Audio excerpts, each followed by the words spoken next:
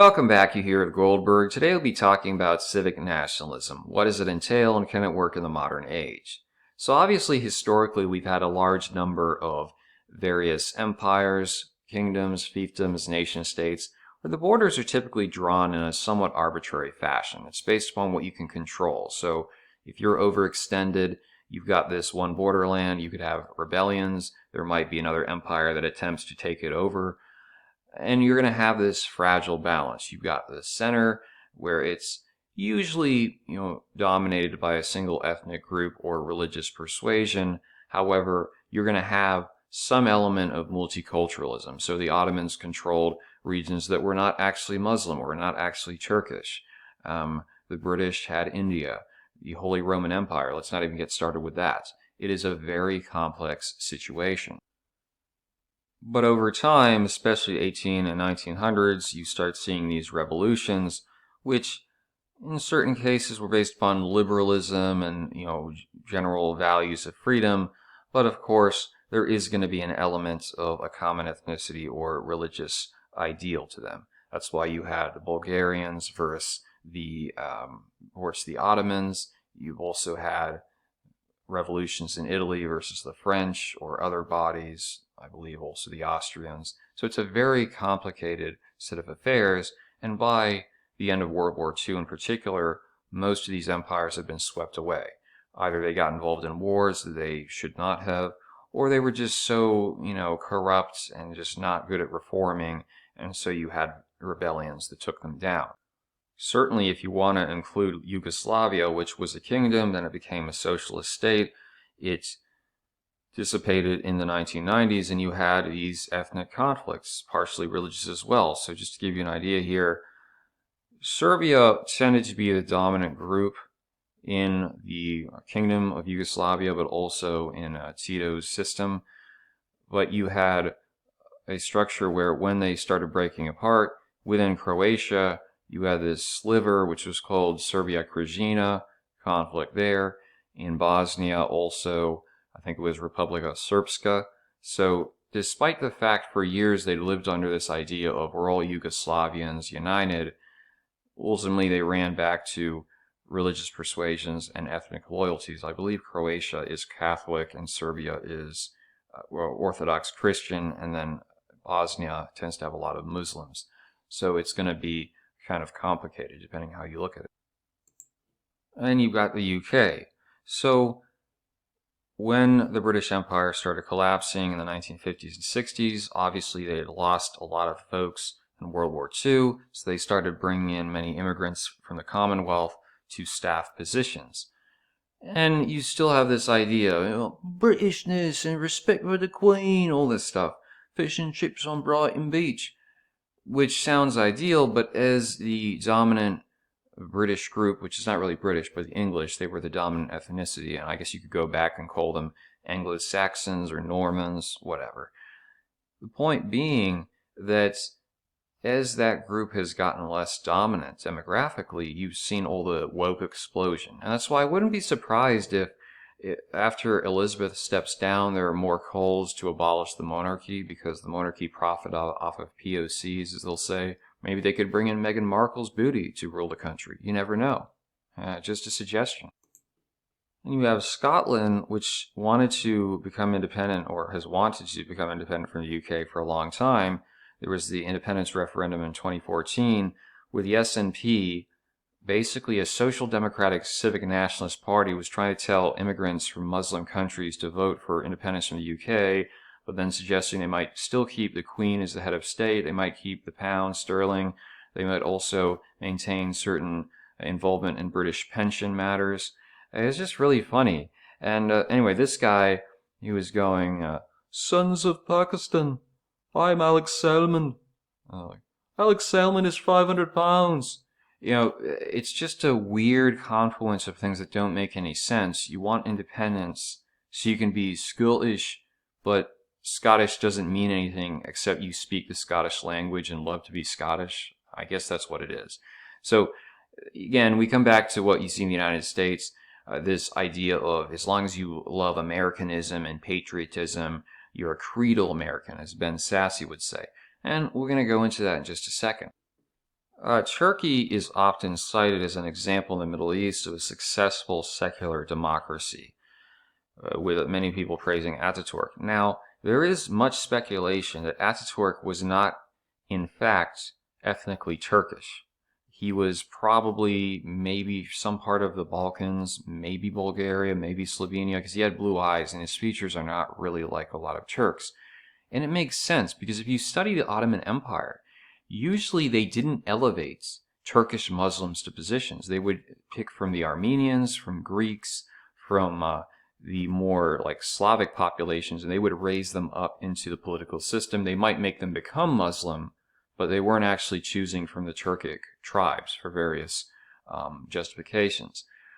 But even if you look at the model of Kemalist Turkey, it was predicated on the fact, as a democracy, really more post-Ataturk, it was predicated on the fact that they had pretty much ethnically cleansed the larger minorities, or in some cities the majorities, of Armenians and Greeks. So going back to the 1890s, you have a program where those who were Kurdish cattlemen could rape Armenian women, that was sanctioned by the governments, and just kill Armenian men pretty much with, impunity. And the sultans themselves weren't really involved. A lot of them were reclusive, so it was just the Grand Vizier. But the Kurds were essentially a strike force for the governments in those regions.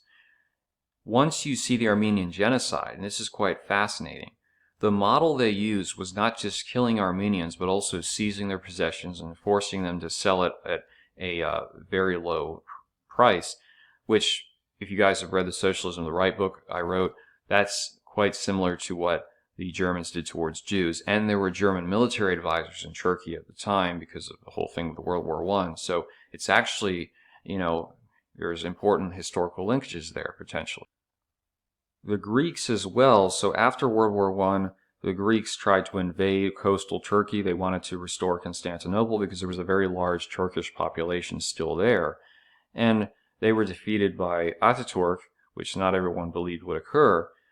But in some of the regions like Smyrna, the city, the Turks pretty much, wiped out the Greek population, drove them into the sea. These were civilians, not necessarily the soldiers. So it just goes to show, yeah, they've got this more functioning secular democracy in theory, but that's based upon you eliminated your primary minority threats. And of course, more recently, they've been targeting the Kurds because the Kurds are a problem in the southern part of Turkey, politically and also militarily. So it's not as simplistic as, oh yeah, we all just believe in the same values and we transcend ethnicity and religion just with a flick of a wrist. And you look at the United States, obviously it was founded with one particular group and gender pretty much running the show. It was essentially an aristocracy. You had to own land to vote. The senators were elected by the legislatures, which were in turn controlled by rich people and landowners. You don't have full enfranchisement of the population, not women, not obviously the slaves. And that changes over time, but you see how we haven't had a recent landslide victory in the presidential election, or even in the House. You've yet to see a massive House majority in any recent period. A lot of this has to do with the fact that demographics are changing rapidly. So you could go and say, what about 1960 Nixon versus Kennedy? It was close, there was voter fraud, but still there, unless you're anti-Catholic, the outcome is still, oh, okay, he's a moderate Democrat, you've got a Southern Democrat as his VP. It's still the dominant group that's calling the shots. You don't have all this like, well, you got to go here and try to win over these voters in Florida, these voters in Texas. It's for the most part just that group calls the shots. And that's up until at least Ronald Reagan, which is why 1984 was the last landslide victory in the popular vote for a presidential candidate. However, it started to change in just a tremendous rate of speed. So today, I would argue you have two primary visions of what America is and what our values actually could be summarized as. On the one hand, you've got this Judeo-Christian patriotic liberalism. That's how I would describe it. It's not really nationalism. This view where kind of the Reaganist America you have the Asian guy, the Hispanic guy in the ads, but still you got that dominant group of people that folks assimilate towards. And we fight communism, we fight liberals, and we fight degeneracy. And yeah, they call out woke corporations, but they don't actually have any economic plan to deal with the corporations, for lack of better words. So they just kind of go around saying, oh, liberals are the real racists. Oh, imagine if we conservatives were saying this. That's basically their powerless appeals. And that would be Marjorie Taylor Greene, Trump, Matt Gaetz, those types of characters, a lot of the modern Republican Party. It's just a mishmash of Christian ideas, but also liberal capitalism and, go involvement in the Middle East to save the Republic of Bhutan. That's the mentality. And on the flip side, you have the squad. You've got the diversity image of America.